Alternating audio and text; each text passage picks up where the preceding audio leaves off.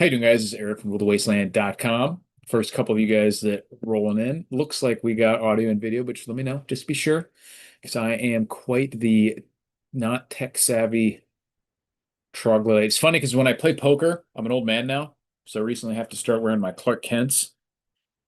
And people have multiple. First of all, everyone tells me I look like um, Guy Pearce from LA Confidential. And then the other thing I hear is that I look like I'm in tech, and I'm like, I need to work out more maybe. But I also am like tech illiterate. So I am the last person that you should ever talk to about tech. But looks like we're working. What's up, Mr. Landfill? Always checking in on time. Boris, so far so good. Good deal. I probably can't stay here too long. We'll get at least a good half hour or so in. That's about all I usually um have intelligent amount of stuff to say for that. It's about as long as I can speak intelligently. I'm already off to a rough start. But there were a couple things that I wanted to talk about. And started off, if you guys had seen my post on like I don't know what they call the community page of YouTube. I placed in a free roll tournament, got like almost $8,000. So I managed to pick up some gold and silver. I got one Krugerrand, gold Krugerrand, which I don't have here, but it looks like a Krugerrand. And that was about all I was planning to get because I didn't want to spend all of it on gold and silver. I have to replenish my bankroll and whatnot. But I did look down at I went to the local coin shop, which I'd never done out here before. AppMex always has prices that are incredibly hard to beat, especially because I bought enough of them over the years that I have an account that gets free shipping. I get whatever, like I have a VIP account, special me, so I automatically get the volume discount. So whatever you would or other people would have to normally get 10 or more of something to get that price, I get at any quantity, and I get free shipping. So it's really hard to beat AppMex's prices. But because I had the cash, I wanted to try out the local coin shop, and would have had to deposit it and all that, and then wait and also the nonsense. And I wanted to at least try because I never had. Been out 8 years and had never bought anything locally. So I wanted to give it a shot. And the first one I went to, I was about to walk in, I saw they had a no gun sign, like two big no guns. And out here, that does not make it illegal to carry. Um, those signs don't carry force of law. It just annoyed me. And I was like, fuck you. I'm coming here with like $6,000 in cash and leaving either with that again or with $5,000 to $6,000 worth of gold and silver. I'm gonna have a fucking gun. So you can suck it. So I just was like, turned around and left, went to another one that was not as in shady kind of situation. And the first one I went to, it was called like a coin and jewelry shop, but it was all like we buy gold. So it seemed like it was more oriented towards like pawn shop type clientele than the coin and collector type people that it was used to in, local coin shops. The one I found after that was farther away from the strip and much more of the local coin shop kind of that I was used to. They didn't have any stupid signs. And like I said, not that I care about signs, but it just annoyed me. And I'm like, I'm not going to give these communists my money. And super simple process to get in and out of there. I got my Krugerrand for it was a little bit more than I would have paid on AppMex because I do get those special pricing and free shipping. It was about what I would have paid if I had to pay for shipping, but I didn't have to deposit the cash and all that nonsense. It was like $30 or something on a $4,100 right now Krugerrand, so not a big deal. And then as I was like, they were starting to get that ready, I just looked down in the case and they had, you know how I feel about poured silver and especially the pirate bullion. They had this guy, and this is actually a Jaeger poured silver 10-ounce bar, which usually the Jaeger stuff and like the MK bars and all that shit is like $6 to $8 an ounce over spot because they have to make them individually. They're poured by hand. They have to make the molds and all that. And this one was only like it was like $50 less than it would be to buy it directly from Jaeger poured silver. So I was like, and only a couple bucks per ounce over spot. And I was like, let me get that too. So got 10 ounces of silver too. Pretty badass pirate skull, man. And they were super simple. Got in and out of there in like literally 5 minutes. So that will be the one that I return to for sure. And good evening, NC Douglas. One of the topics of today that I wanted to actually cover was gold and silver. I love talking about that. It's kind of crazy to see prices going where they are. I think it will continue, as you guys know. And I recently watched, it was a Capital Cosm. Yeah, you guys always hear me talk. He has good interviews on there, a lot of good stuff. Um, and I felt this way. I've mentioned this before about the Bill Holter. And first of all, this is no shade on Bill Holter in general. Directionally, I agree with him pretty completely. I disagree on some of the specifics in terms of two things. One of them is he sees is like adamant that there will be like a Mad Max level of collapse, but he says that it will be like short, like weeks to 6 months. And I'm like, that's not you can't have if we get a Mad Max, like a actual Mad Max, that's it. There is no like, oh, we're coming back from that in 6 months. The only way that would be over in 6 months is if another country like China came in and like took over, which would not be necessarily an improvement even, but like I don't think we're going to get a Mad Max, luckily. I think the only thing that would give us a Mad Max, which I've said before, is a widespread, like country or multiple statewide, at least grid down scenario that was prolonged, that couldn't be fixed in. So not even like a Katrina, it would have to be like Katrina for half or more of the country at once. So for me, the only things that could really do that would be like an EMP, solar flare, nuclear war, and only the most insane examples of like economic collapse and civil unrest and things like that that have to be so bad that like the power stations are destroyed and shut down and people can't get to it and shit like that. So I honestly don't think economic collapse will lead to any sort of Mad Max scenario. So I disagree with him on that, and I also disagree on how basically how bad it would be if it did happen. I think it'd be much worse than he seems to if it does happen. But silver price going to keep rising long term for sure. Short term, there'll be ups and downs. I wouldn't even be surprised if in, over a period of weeks or months, it may get back down into the low 40s or whatever, but that'd be great because like 5 years, 10 years from now, is it going to keep going raising? Of course, because the dollar is going to keep going down. There is no way for them. There's only two scenarios. They keep inflating or they don't inflate and the entire system collapses, in which case, again, the price may not go up of this, but the value, in that situation, there'd be a deflationary collapse where money literally disappeared from the system. So the price of gold and silver might go down as dollars disappeared, but it would become more and more valuable still in either scenario. Yeah, it's like scratching a lottery ticket, but with no downside, right?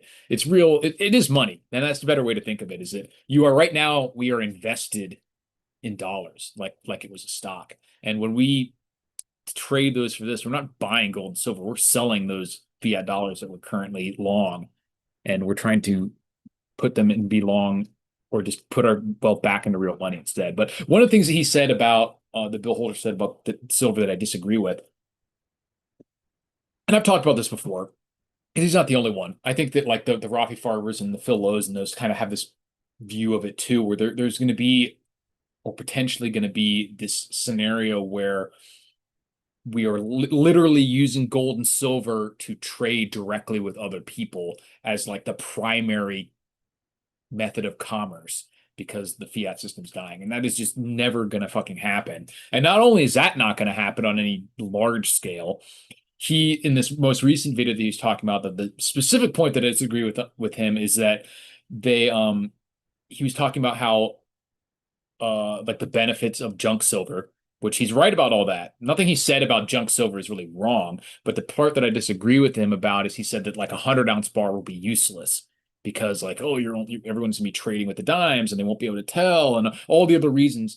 And first of all, just as like a general overview, there are zero realistic scenarios where an ounce of silver has value and a 100 ounce bar of silver doesn't have roughly 100 times that value. Yeah, like there might be a little bit less because like, oh, I have to use it all at once, or it's harder to like break up and verify versus like a silver dime or whatever. Like that's easy to tell that it's real versus a 100 ounce bar. But people have been using and verifying gold and silver for thousands of years, not even hundreds, thousands of years. And if we're using gold and silver dimes for trade, that means that it is the primary. People want this And like I said, there's just zero realistic scenarios where silver is being used as trade, and 100 ounce bar of silver is not valued roughly 100 times more than an ounce of silver. It just doesn't make any sense at all. Makes zero sense that that would ever really be the case. Now, like I said, everything he said about the benefits of junk silver are still true, so you don't have to get. I'm not saying you shouldn't get that. You should get a 100 ounce bar instead, but in most scenarios over the years, you'll get more silver that way, and then that matters in um, non-collapse type scenarios where you just have the most for the cheapest amount of price. But there's nothing wrong with getting all junk silver instead, just in case you think he's right or for various other reasons or whatever. It's a good deal right now. I have a decent amount of junk silver myself, so I don't think there's anything wrong with getting all junk silver. But I totally disagree with the idea that like there could ever be a situation where only one form of silver was valued, but was valued highly, and then they couldn't take silverware, couldn't use jewelry, or couldn't use 100 ounce bars. This doesn't make any fucking sense that you would have a silver based barter economy that certain forms of silver were useless in. Like you might get not quite 100 times the value because of things like that. Like fewer people would be comfortable with it or whatever. But like I said, just doesn't make any sense that you would have silver based barter and monetary economy and 100 ounce silver bar is useless. It doesn't make any fucking sense. It's just illogical, completely illogical.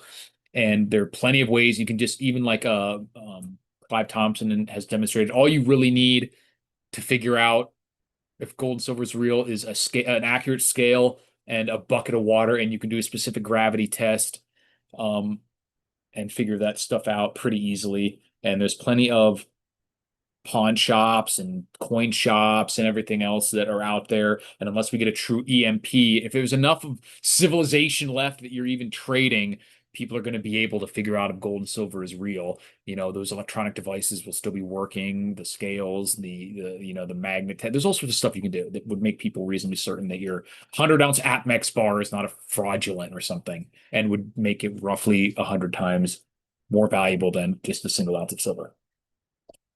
But I don't see any downside to having all your silver in smaller denominations, other than you're going to get a little bit less per your dollar.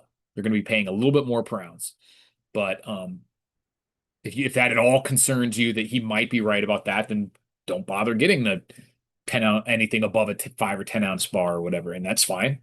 That's perfectly fine to just get all the small stuff, all the junk silver. Nothing wrong with that. Junk silver is all the things he says about junk silver, all the benefits are completely correct. It is the most easily recognizable. It is the hardest basically to counterfeit because the size makes it not worth it. All that stuff. If you are going to be trading with silver, it's already in denominations that are known with known weights and all this other stuff. So that's all true. But I'm just telling you not to worry that your other forms of silver would not be worth anything in an environment like that, because that just doesn't make any sense. But see what people are saying. My dollars don't make nearly as cool a sound as my silver. I know, man. And they don't look as cool. Show me a dollar that looks as cool as that. I mean, I know that Ben here has a nice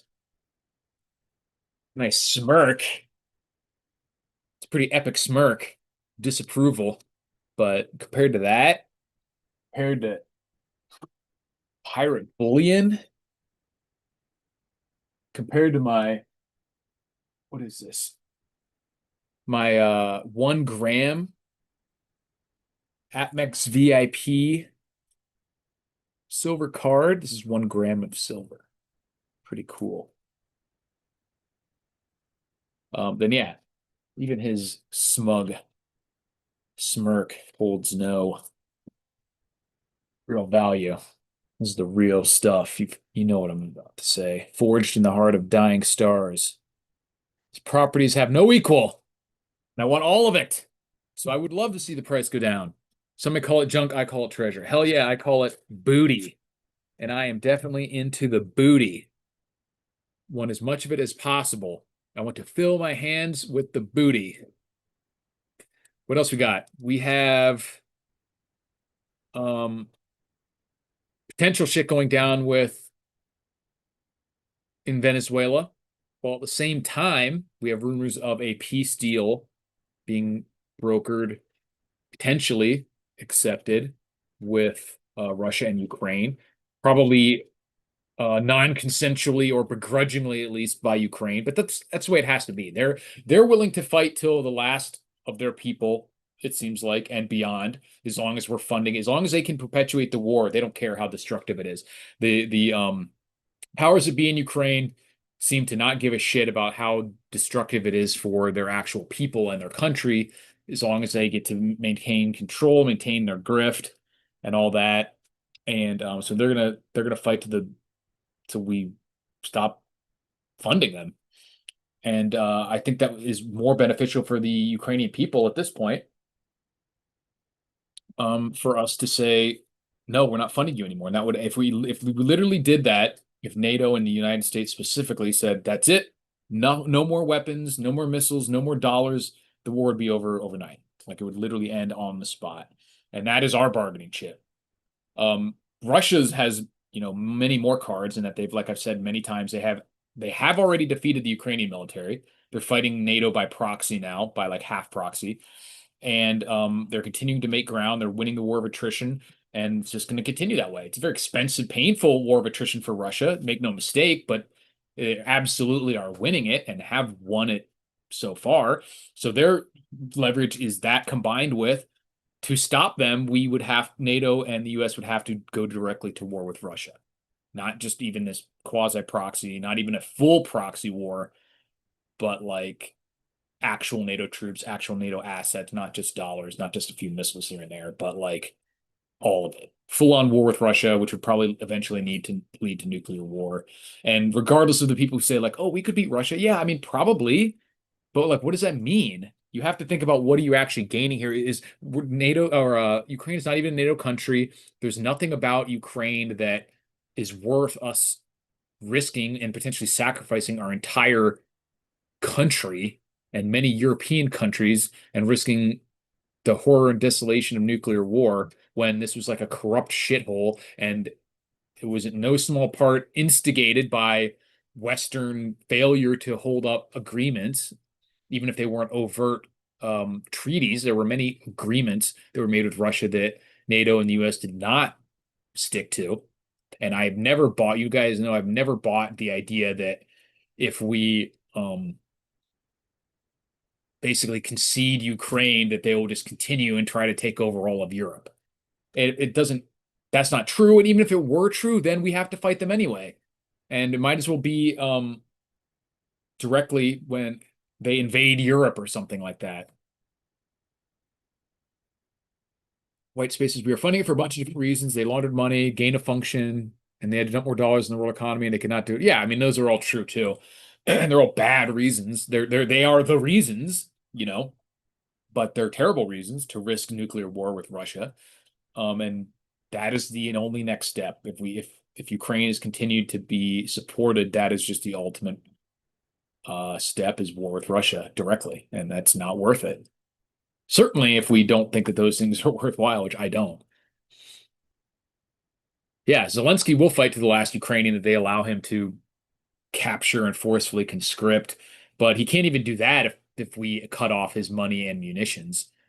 It would just be over. And so hopefully that's what will happen, for the sake of the Ukrainian people, for the sake of the Russian soldiers who are just, pawns of their regime as well. I have no ill will towards any random Ukrainian or Russian citizen, and both of them are the ones who are suffering, not the Zelensky, regime itself, not the Putin and his family members, really, you know what I mean, and not the fat cats in the United States and NATO as well. Like the people who are sending people to die in the meat grinder are not the ones who are suffering from it.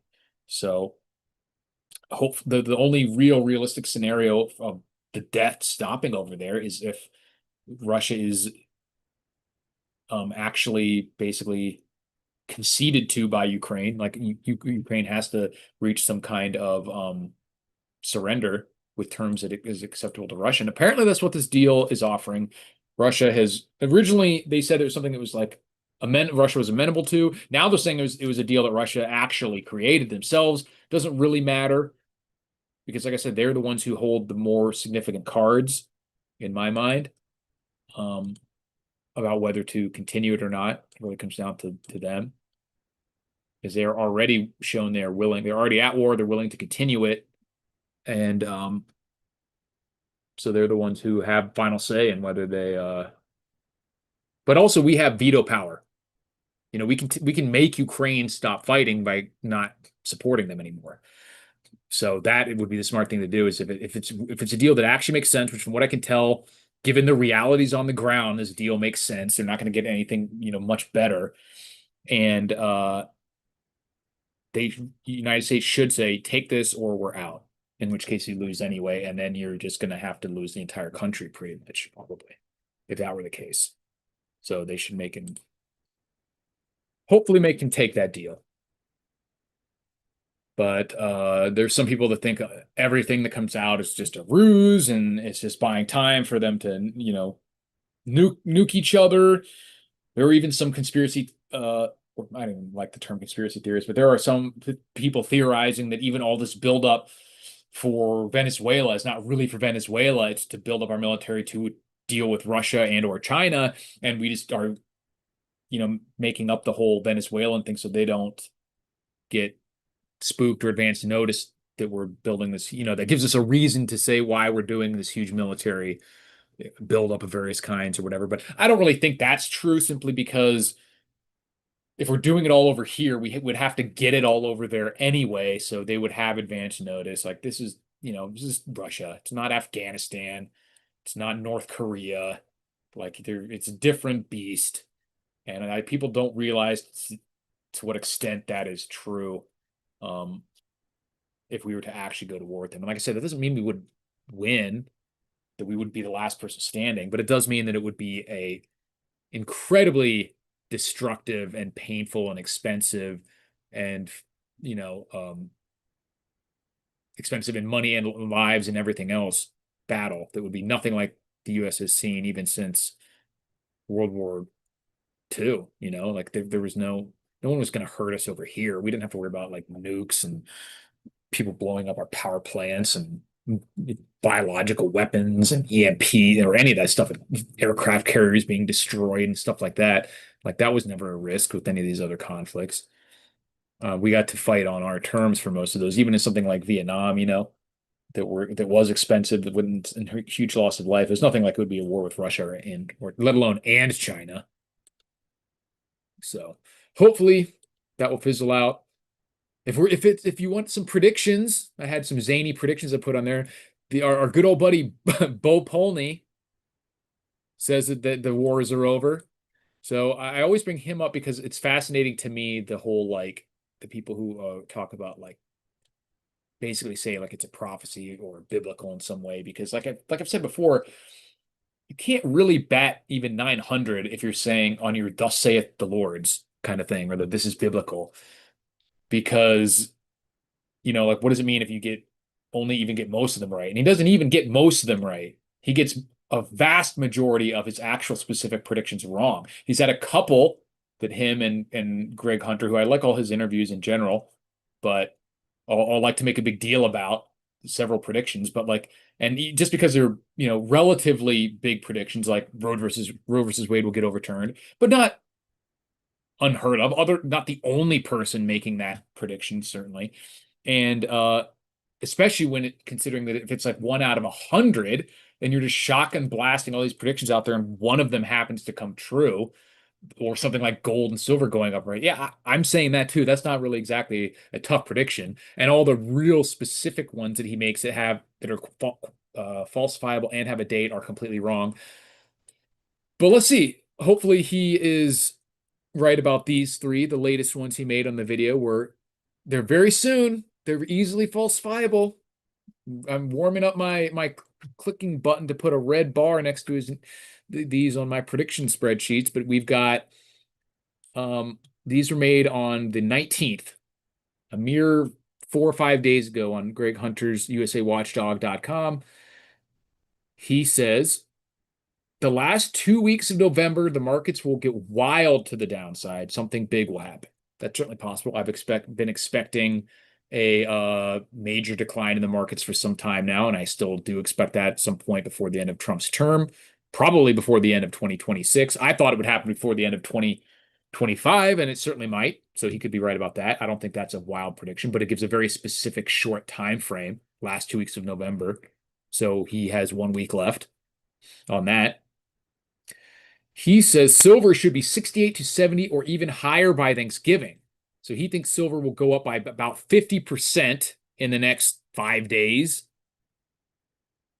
I don't think that's going to happen. He says America will release a new currency backed by gold and silver next year. I don't think that's going to happen.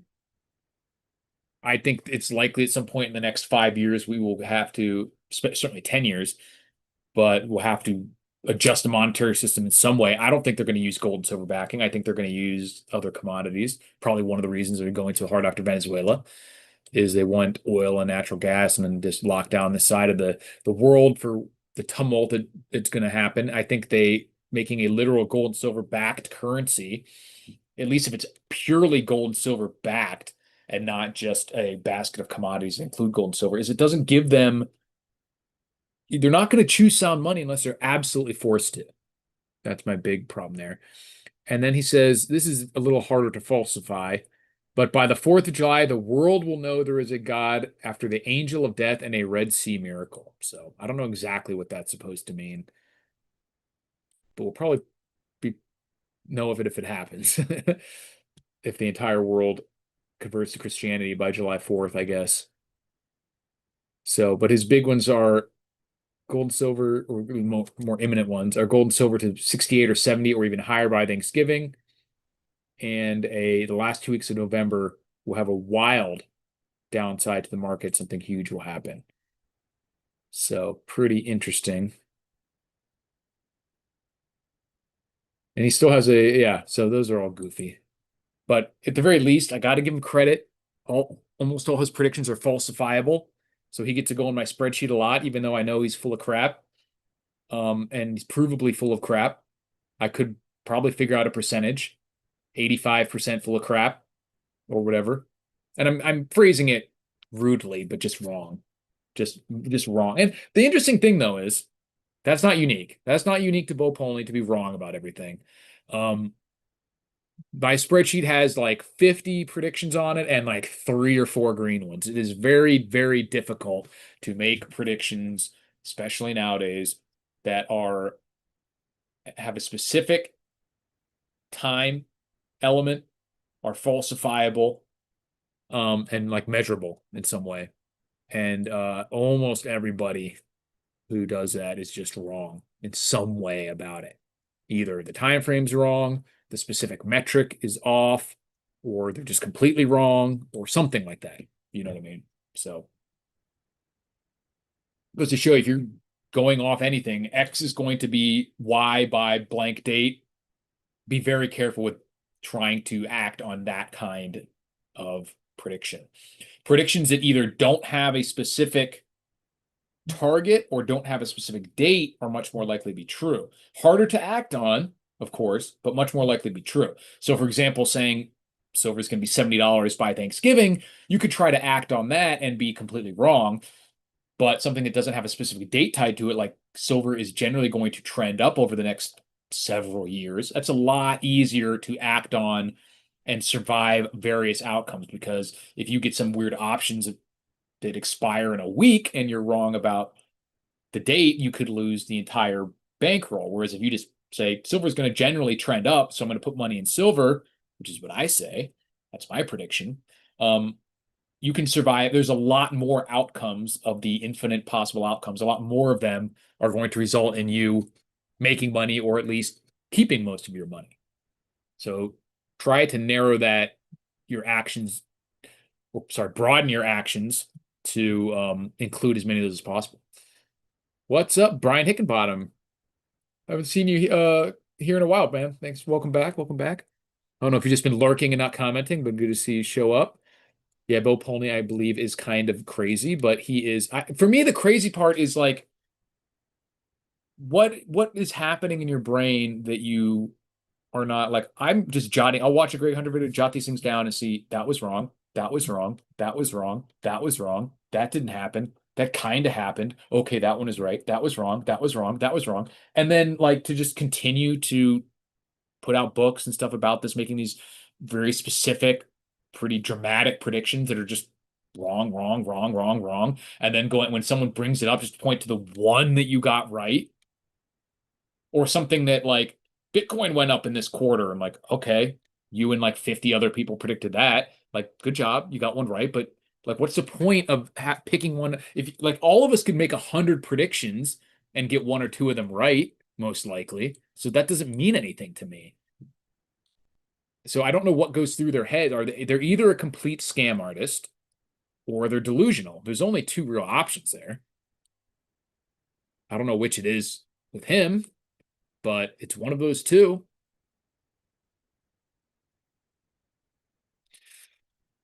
The only reason to help Ukraine is if the USA gets a good deal in the lithium and we come out ahead economically.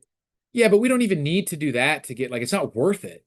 Like I'm saying, the only way to is to would be to beat Russia in Ukraine, and the only way to do that at this point is for the US slash NATO to directly go to war with them. They're not.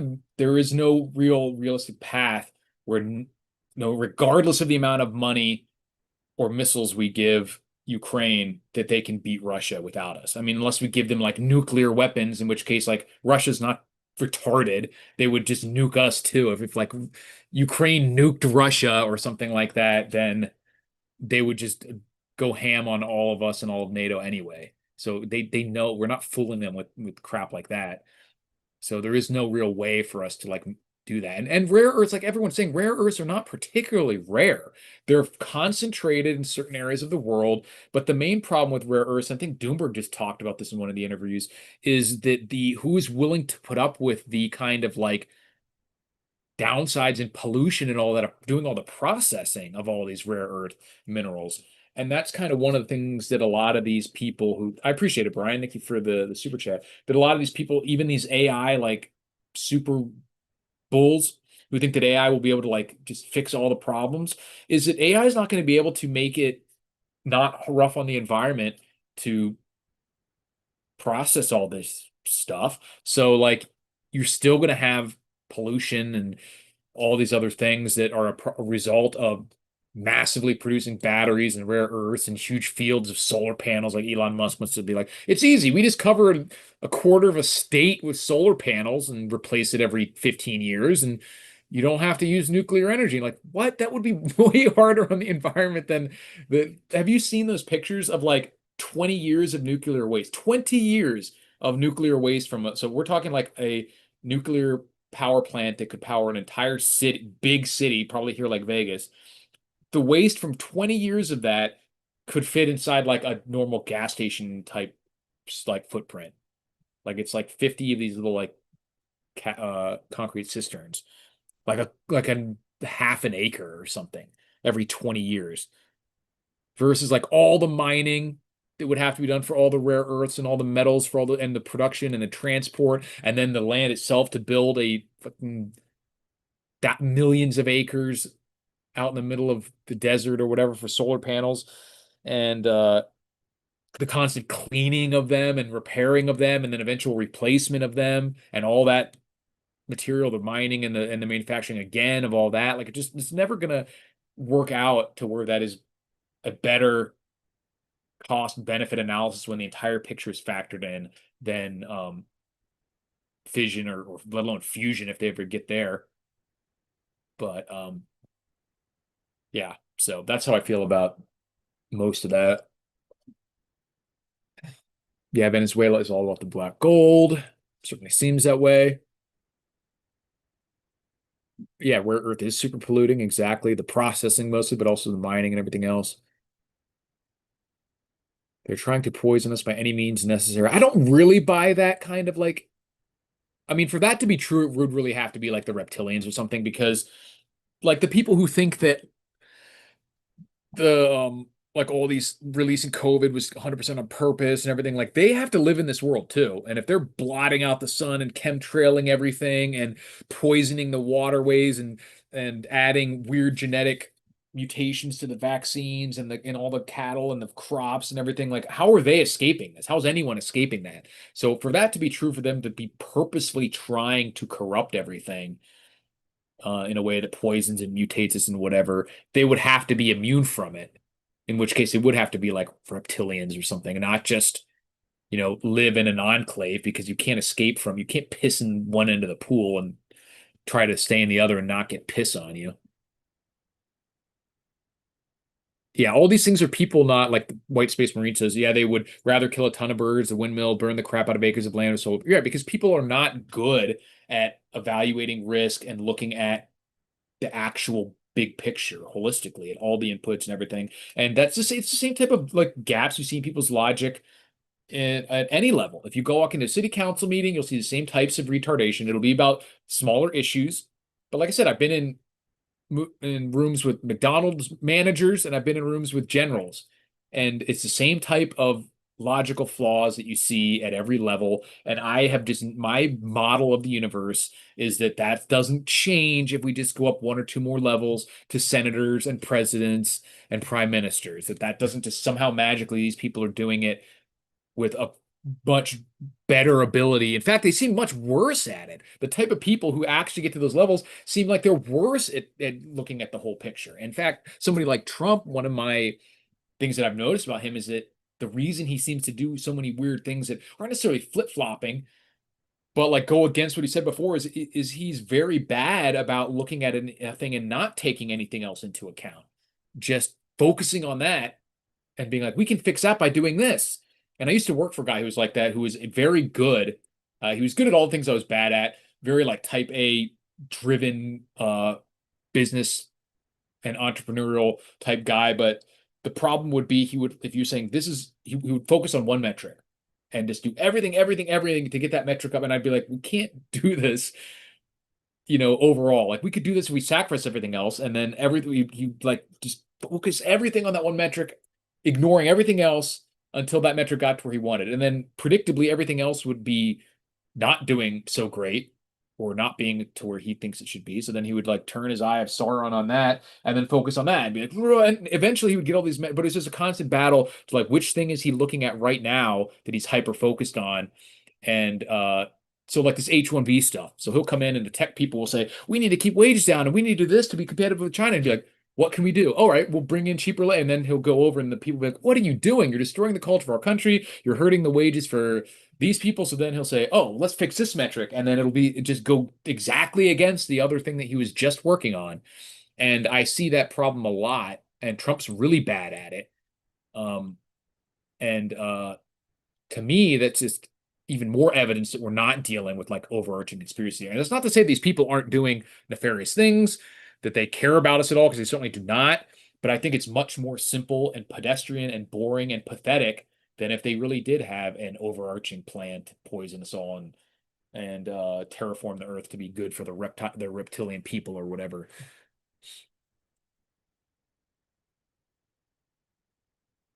They keep some place in the world pristine, like New Zealand, Switzerland. I mean, semi-pristine, but they're still making everyone take the vaccines there. And if you're chemtrailing the skies or doing all genetic you mutating or whatever everyone thinks is happening, you're not, like I said, you can't have an end of the pool that is the piss doesn't get to. They're talking of a new nuclear arms race. What are your thoughts? It seems to be happening. I mean, obviously, we're talking, people are getting away from the treaties that they've been pretending to follow, openly talking about doing real nuclear tests, not just, subcritical ones or calculations, but actually potentially setting off nuclear bombs. Trump openly talking about having the most nuclear weapons. Of course, countries like Iran trying to get nuclear weapons, and us increasing hostilities with the countries that have the most. Potentially, hopefully, Russia hostilities will be ameliorated by whatever this peace deal is if it comes to fruition, which I really hope it does. I hope it's either not fake or doesn't just fall apart, because that would be hugely beneficial, like I said, for pretty much everyone.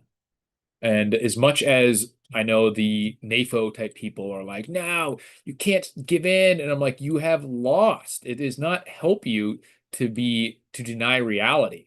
And if you're just willing to, fighting to the last um possible chance of victory is noble. But once the chance of victory is no longer there, you're not being brave. You're just being stupid and selfish, because especially when the people who are making the decision are not the ones who are going and doing the fighting.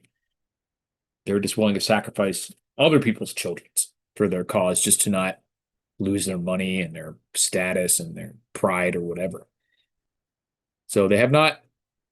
It's like that scene in the that weird movie with Anthony Hopkins where he was like a gorilla man, jumps on Cuba Gooding's Jr. back, and he's like, "What have I taken from you?" And he's like, "Control." And he's like, "No, you never had control. You only thought you had it.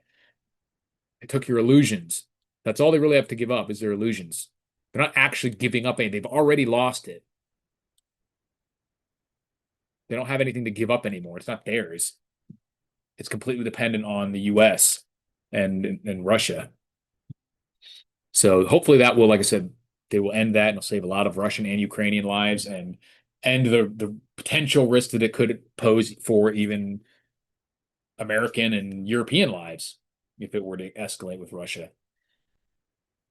So yeah, so for those of you who didn't see, I picked up a Krugerrand with my poker winnings and this awesome Jaeger poured silver 10-ounce skull guy, local coin shop. I know HDP is big on the local coin shop.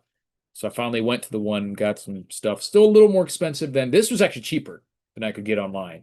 So I'll have to check them out. I'll probably get the Sovereign stuff on AppMex and then see whatever kind of poured stuff they have in there. Or if I have a bunch of cash, it's easier to go buy locally, even though, like I said, it cost me, like if I bought on AppMex, it would have been like $30 cheaper, I think, $35 cheaper for a roughly $4,100 Krugerrand. So they're not a big deal. That kind of alleviates the work of I'm just paying $30 to not have to drive to the bank, deposit the cash, transfer that to AppMex or write a check and mail it in and wait and all that nonsense. So for the options they had, which were not bad, they had a nice right under this, they had an Engelhard vintage 100-ounce bar that was like I was salivating over, but I don't have an extra, $5,500 this week at least. Oh, Destiny is going stealthy. Catches cutthroat. Not too stealthy for giving it away, but I appreciate you showing up. You guys have any last minute topics you want to cover before we call it a week? SBQR says gold value stays the same after same mostly. So like say gold to dollar ratio rather than gold is worth X dollars. Exactly. Like I mentioned earlier in the stream, this is money. This is the true first order wealth. So if any dollars we have is us being long, is us investing in dollars, not the other way around. And that will continue there will be fluctuations. Like I said, I would love it for silver to drop down to $40 again. And which I think is funny that would seem low. But I just want to get as much as possible. I really wish it was still 25. But I appreciate you guys checking in. I should be back. Let me check my calendar. I don't see any conflicts next Sunday, so I should be able to do another free roll then. And nice, bought a 10th-ounce gold eagle this week, 450. I really want to get more platinum too. I think that's a good deal right now. But I just want it all. I want it all, and I want it now. Yeah, thanks for watching, guys, and I will talk to you soon. Stay safe out there and keep stacking.